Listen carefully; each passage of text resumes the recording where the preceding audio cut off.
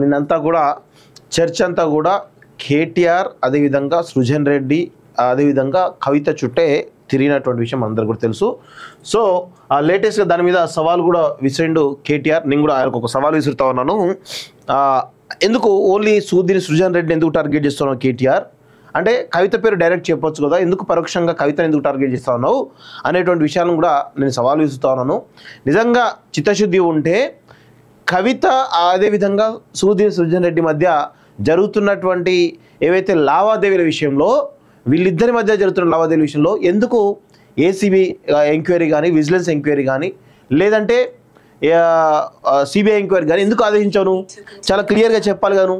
చాలా క్లియర్గా కేటీఆర్ సృజన్ రెడ్డి ఎవరైతే ఉన్నారో ఆయన పైన అదేవిధంగా కవిత పైన ఖచ్చితంగా వీళ్ళ ఆస్తుల పైన ఎంక్వైరీ చేయడానికి మరి ఆదేశాలు జారీ చేయాల్సిందిగా మరి ఆదేశాల కోసం కోరాల్సిందిగా మరి కేటీఆర్ గారిని మేము అడుగుతా ఉన్నాం. ఆ సవాల్కు నువ్వు రెడీయా లేదా ఒకసారి చెప్పాలి కేటీఆర్.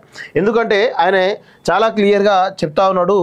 అంటే ఎందుకు అంటే ఇక్కడ చూడండి ఒకసారి క్లియర్గా, ఇగో అమృత్లో అక్రమాలు లేవని తేలితే రాజకీయ సన్యాసం అంటా ఉన్నాడు కదా. ఇదంతా బయటికి చెప్పేటువంటి స్టోరీ మాత్రం మిత్రులారా. దీని వెనకాల ఖచ్చితంగా కవిత టార్గెట్గానే కేటీఆర్ మాట్లాడుతున్నాడు, విమర్శలు చేస్తున్నాడు. ఎందుకంటే కవిత ఆల్రెడీ ఢిల్లీ లిక్కర్ స్కామ్లో దొరికింది. సో ఢిల్లీ లిక్కర్ స్కామ్లో దొరికి ఆల్రెడీ తిహార్ జైల్లో దాదాపు 160 రోజులకు పైగా జైల్లో ఉండి రావడం జరిగింది. సో ఇక్కడ అమాంతంగా ఆమెకు ఒక రకమైనటువంటి క్రేజ్ రావడం జరిగింది. ఎందుకంటే ఇక్కడ Harish Rao versus KTR fight already జరుగుతూ ఉంది. సో ఈ క్రమంలో కవిత ఎక్కడ తనకు పోటీ వచ్చి తను ఎక్కడ దొక్కుతారు అని చెప్పేసి ఆ యొక్క ఫ్రస్ట్రేషన్లో కవితను ఫస్ట్ మట్టుబెట్టాలన్నటువంటి ప్లాన్లో రాజకీయంగా కంప్లీట్గా క్లోజ్ చేయాలన్నటువంటి ప్లాన్లో కేటీఆర్ ఒక ప్రయత్నం చేస్తూ ఉన్నాడు. నిజంగా ఈ ముగ్గురితో పోల్చుకుంటే కవిత, కేటీఆర్, హరీష్ రావు ఈ ముగ్గురితో పోల్చుకుంటే అందులో అమూల్ బేబీ లాంటోడు కేటీఆర్. ఎస్, కేటీఆర్ ఒక అమూల్ బేబీ.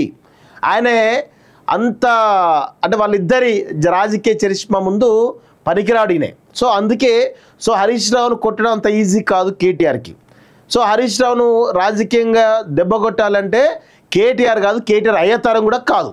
సో అందుకే ఫస్ట్ ఏం చేయాలి, సో కవిత హరీష్ రావు ఇద్దరు కనుక దూసుకొస్తే నేను అమూల్ బేబీ లాగా నన్ను చిన్న పోరన్లాగా చూస్తారని చెప్పేసి హరీష్ రావుకు కేటీఆర్కు తెలుసు.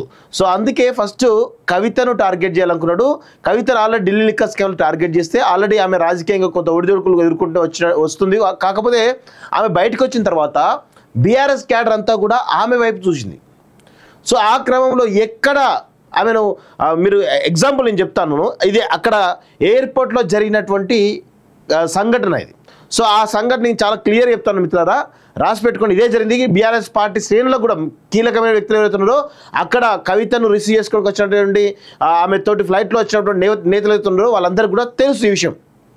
ఏమైంది అంటే ఢిల్లీ లిక్కర్ స్కామ్లో బెయిల్ వచ్చిన తర్వాత తిహార్ జైలు నుంచి విడుదలైన తర్వాత నెక్స్ట్ డే కవితకు సంబంధించినటువంటి బంధువులు అదేవిధంగా కేటీఆర్ ఇతర వ్యక్తులు ఎవరుతున్నారో హరీష్ రావు లేడు. మళ్ళీ హరీష్ రావు లేడు, ఓన్లీ వీళ్ళందరూ కొంతమంది ఎవరుతున్నారో బీఆర్ఎస్ పార్టీ సంబంధించిన కొంతమంది నాయకులు ఎవరుతున్నారో వీళ్ళందరూ కూడా శంషాబాద్ ఎయిర్పోర్ట్కు రావడం జరిగింది. సో శంషాబాద్ ఎయిర్పోర్ట్ నుంచి బయటికి రాగానే వేలాది మంది బీఆర్ఎస్ కార్యకర్తలు కవితను CM CM CM CM CM అంటూ అరుస్తూ ఉంటే ఆమె పక్కనే ఉన్నటువంటి కేటీఆర్ ఇదేదో తేడా కొడుతుంది, నాకేదో ఇబ్బందికరంగా అయ్యేటువంటి పరిస్థితి అని చెప్పేసి ఆ నుంచి పక్కకి వెళ్ళిపోయి ఇంటికి వెళ్ళిపోవడం జరిగింది. సో ఆమె దాదాపు 1, 2 గంటలు 3 గంటల పాటుగా ఆమెను రిసీవ్ చేసుకున్న అభిమానుల మధ్య ఆమె ఇంటికి పోవడం జరిగింది. సో అక్కడ చాలా క్లియర్గా కేటీఆర్ అసలు ఆమెతోటి ఇద్దరు కలిసి ఆ యొక్క ఆమెను రిసీవ్ చేసుకునే కార్యక్రమంలో ఇద్దరు కలిసి ఒకటే దాని కారులో ఉండాలి. కానీ ఎప్పుడైతే కవితను సీఎం సీఎం సీఎం సీఎం అని అరిచారో ఆ క్రమంలో కేటీఆర్ అక్కడ డిసప్పాయింట్ అయిపోయి విచిత్రమైన చూస్తూ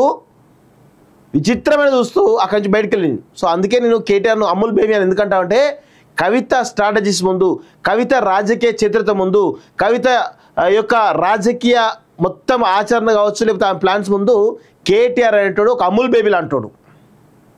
అర్థమైంది కదా. సో అందుకే కవితను ఢిల్లీ లిక్కర్ స్కామ్ తోటి టార్గెట్ చేయాలనుకున్నాడు, కొంత ఇబ్బంది పెట్టాలనుకున్నాడు, రాజకీయంగా ఒత్తాలనుకున్నాడు. సో ఆ ప్రయత్నంలో భాగంగా ఆమె ఆ ప్రయత్నంలో సఫలీకృతమైండు. కానీ బయటికి రాగానే ఎప్పుడైనా కానీ ఏ లీడర్ కానీ ఎన్ని స్కాములు చేసినా కానీ బయటకు వచ్చిన తర్వాత వాళ్ళ యొక్క చరిష్మా అమాంత పెరిగిపోతూ ఉంటుంది. ఈవెన్ రేవంత్ రెడ్డి కావచ్చు, చంద్రబాబు నాయుడు కావచ్చు, వీళ్ళు ఎవరైతే ఉన్నారో వీళ్ళందరూ చరిష్మా ఏ విధంగా పెరిగిందో మనకు చూసినాం. సో అదే క్రమంలో కవిత యొక్క రాజకీయంగా చరిష్మా పలుకుబడి పెరిగింది.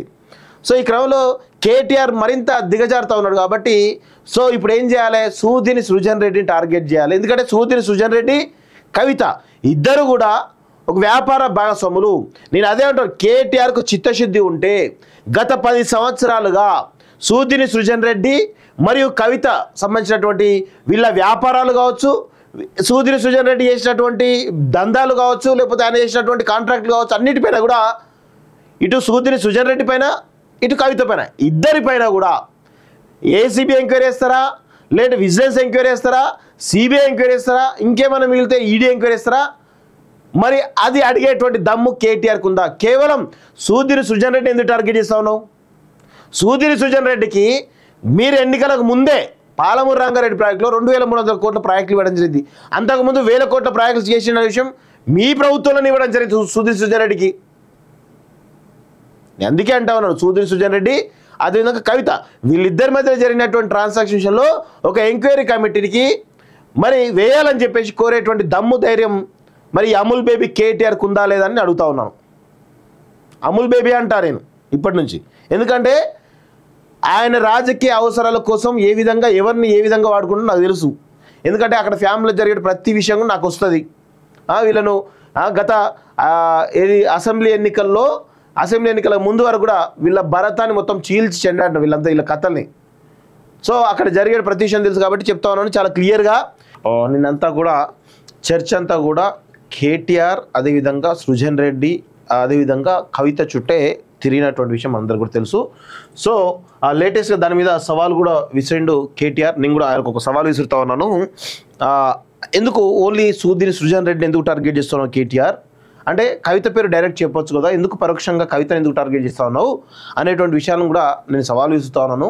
నిజంగా చిత్తశుద్ధి ఉంటే కవిత అదేవిధంగా సూదిని సృజన్ రెడ్డి మధ్య జరుగుతున్నటువంటి ఏవైతే లావాదేవీల విషయంలో, వీళ్ళిద్దరి మధ్య జరుగుతున్న లావాదేవీల విషయంలో ఎందుకు ఏసీబీ ఎంక్వైరీ కానీ, విజిలెన్స్ ఎంక్వైరీ కానీ, లేదంటే సిబిఐ ఎంక్వైరీ కానీ ఎందుకు ఆదేశించాను? చాలా క్లియర్గా చెప్పాలి గాను. చాలా క్లియర్గా కేటీఆర్ సూదిని సృజన్ రెడ్డి ఎవరైతే ఉన్నారో ఆయన పైన అదేవిధంగా కవిత పైన